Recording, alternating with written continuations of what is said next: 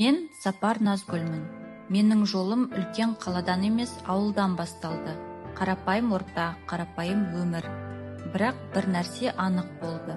Мен өз өмірімде өзгеріс жасағым келді. 5 жыл декретте отырдым. Бұл кезең маған маңызды сұрақтарды қойдырды. Мен кіммін? Мен қайда бара жатырмын? Менің мүмкіндігім қандай? Менің өмірдегі миссиям қандай?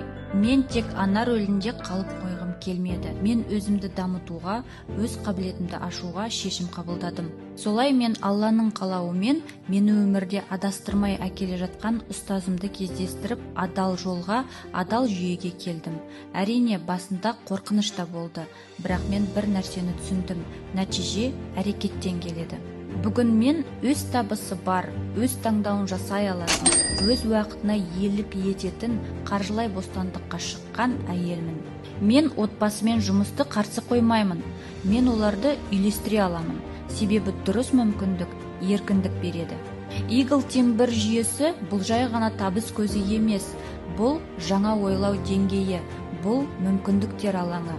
Бүгін мен осы сахнада тұрып тек өз жетістігімді айту үшін емес, сіздерге де мүмкіндік бар екенін көрсету үшін келдім. Егер сіз өзгеріске дайын болсаңыз, дәл осы сәттен бастаңыз. Бүгінгі жасап жатқан кішкентай қадамдар үлкен жетістікке апарады.